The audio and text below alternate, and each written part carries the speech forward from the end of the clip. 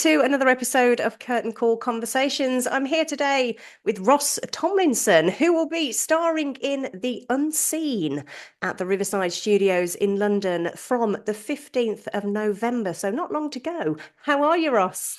Yeah, not long at all to go. Yeah, Didn't yeah, want I'm to really frighten you good, there. thank you. No, it's great. So I'm in the rehearsal room right now. Well, in the like spill off room. We Yeah. finished kind of a bit early today. Everyone left, and then I was like, "Oh, I'm staying to do this interview."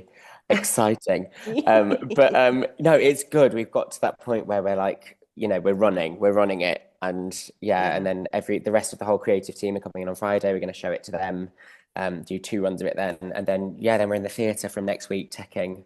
So that's the really scary bit. It's kind of make sure everything is done and kind of locked in as much as it can be with us before we go in there. Sure. Okay, so this play, it sounds fascinating. So if you could just fill us in on sort of the premise of the play and perhaps who you play. Yeah, for sure. So it's called The Unseen, and it's written by Craig Wright. And basically, it's about prison systems under totalitarian and oppressive government regimes, Mhm. which sounds deep. Yes, I it guess it does. is quite deep. Um, but mainly within that, like what I'm so surprised about is there's still a lot of comedy in there, and there's a lot of hope in there, and it's only a three-hander, so there's three of us, and it's basically about how these human beings react on a very personal day-to-day level about their incarceration, imprisonment, in torture, their torture, as Mhm. it were. Yeah, and like I said, it's written by Craig Wright, so he is yeah, American writer. He wrote Dirty Sexy Money. I don't know if you ever saw that, or Ah, 6 Feet Under. He created as well.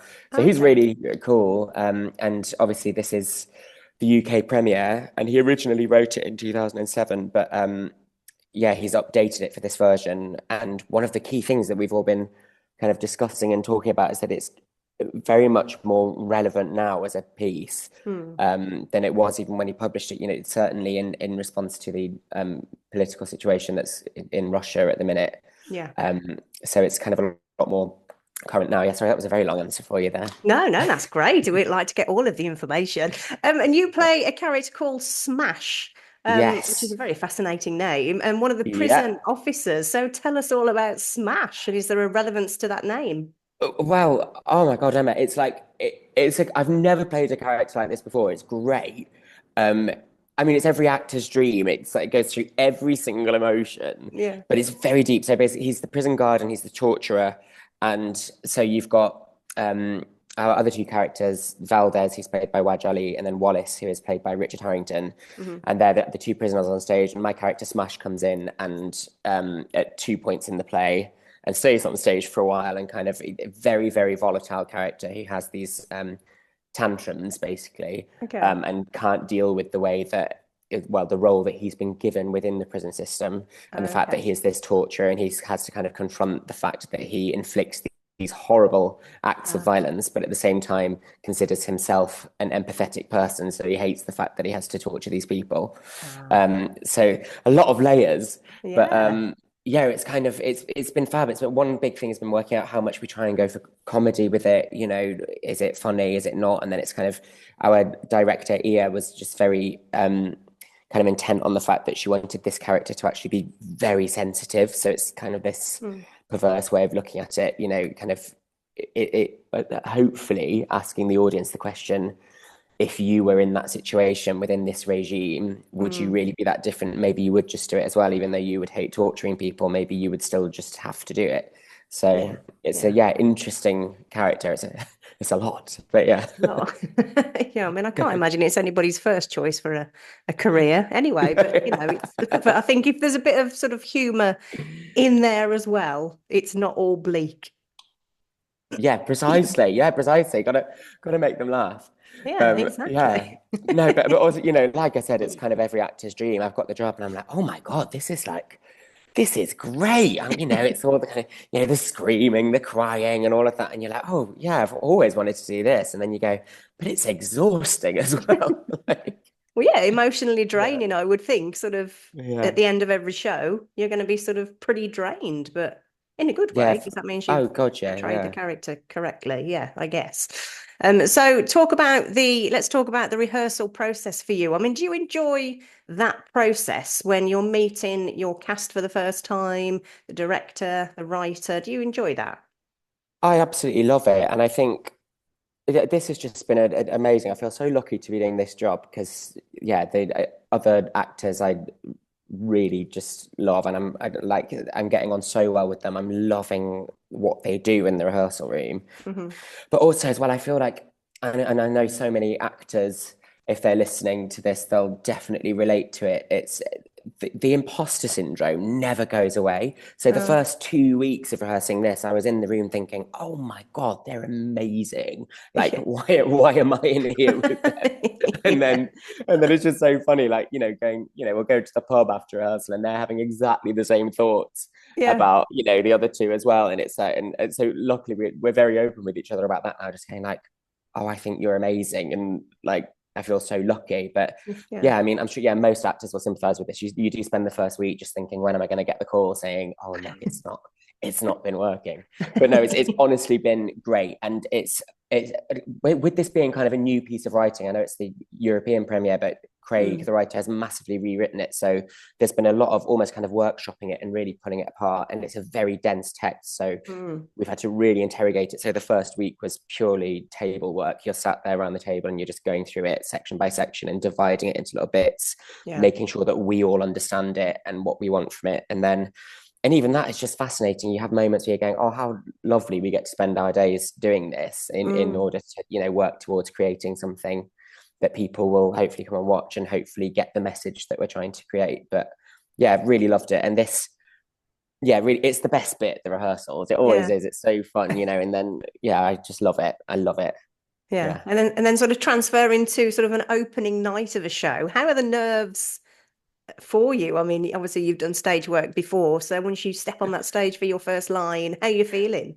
Oh God, honestly, Emma, like it's sometimes it's okay, I've got it, I've got it, I've got it. And then honestly, I'll be stood in the wings and it'll just be like this whole thing will go through me where it's like, I could just not walk on.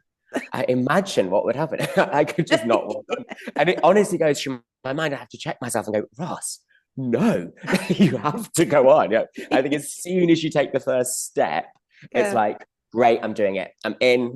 That's it. That's it. That's it. I'll Yeah. stay on. But yeah, the nerves are, it's getting there. It's a very wordy play. We're all Mm, very worried about the words and the lines, but also we've got each other's backs. We're creating a nice safety net where if anything goes wrong, we can help each other out. And also, yeah, I mean, today, even just people mentioning, moving to the theatre next week to start tech. I was like, someone said the word tech, and I just got this wave of, oh my God, okay, right, it's yeah. next week. Oh Yeah. God. This is But happening. Yes, we're yeah, definitely yeah, doing it. it's Yeah. happening. Yeah, you've got to take the next step and just do it. And it'll be great. And, we've got, yeah, first preview is it's a week on Friday. So yeah, Friday the 15th.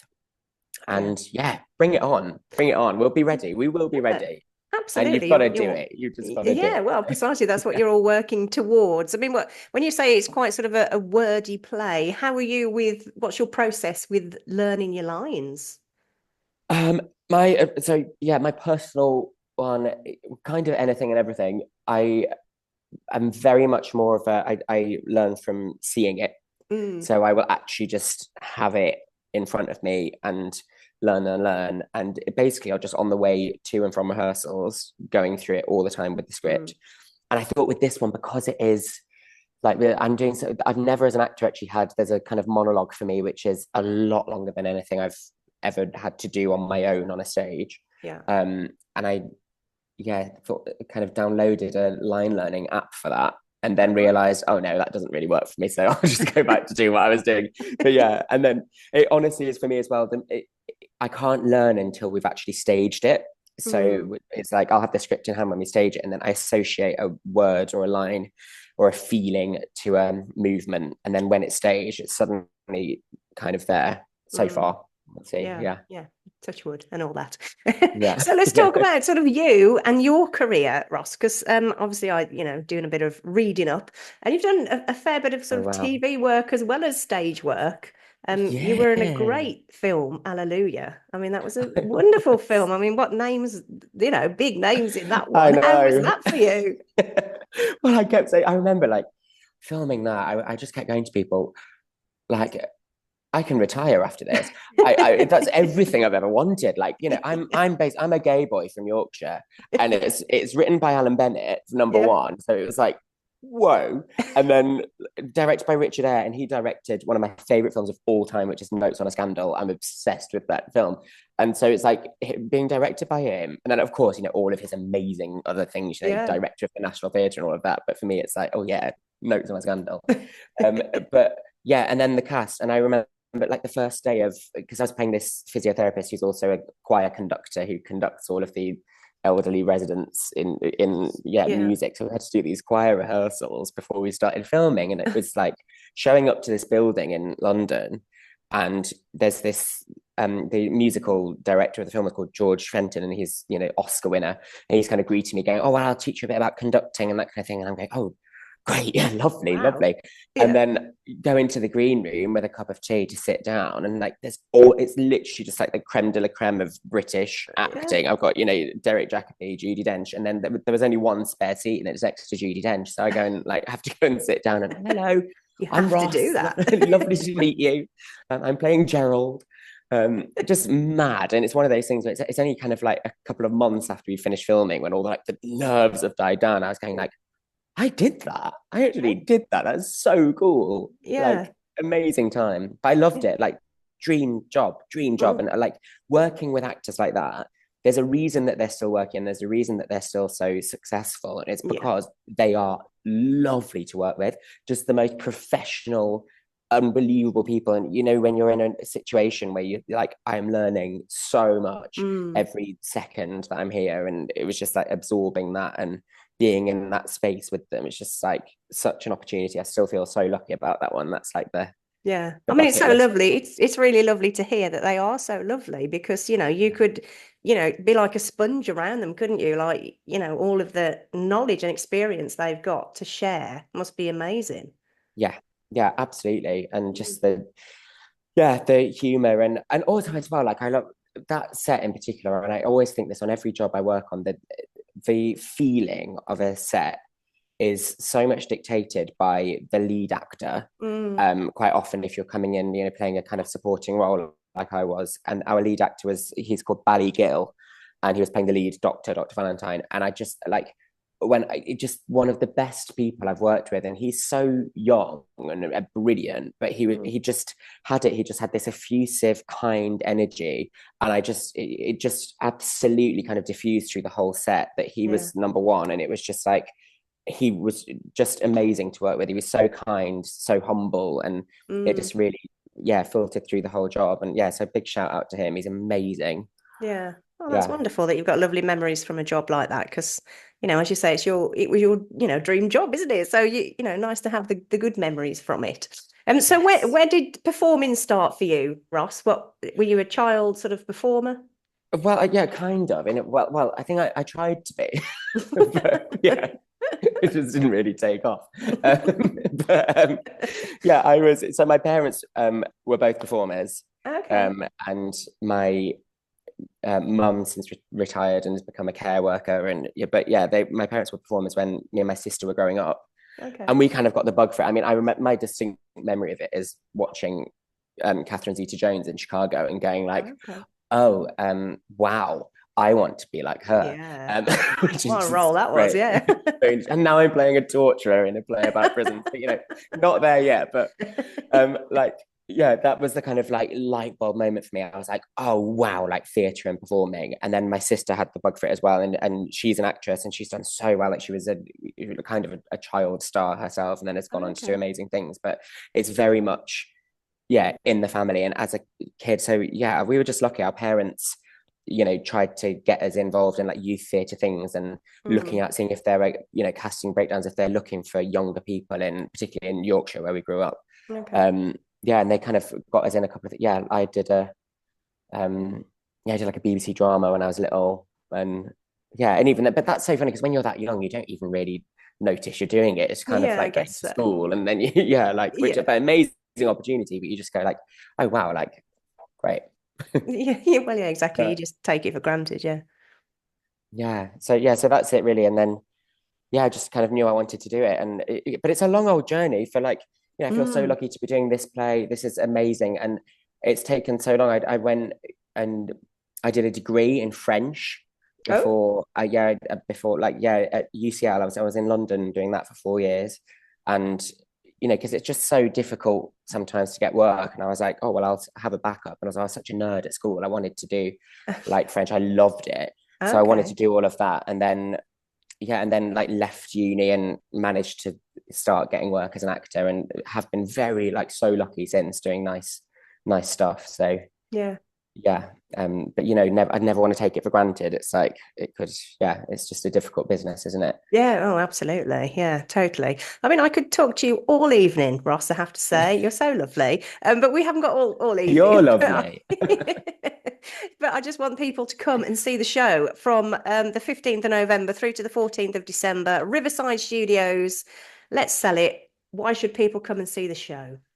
um it is, well, it's honestly unlike anything I've ever read or seen. Hmm. And it really packs an emotional punch, and I honestly think you would come and watch it and you'd leave it really questioning yourself, how you might behave in certain situations, how much meaningful human connection to you as a person, and yeah, and how important it is to keep having conversations about difficult systems, oppressive regimes, governments. The conversation has to be ongoing, and it's a political piece, but it's an emotional piece, and it's a human piece.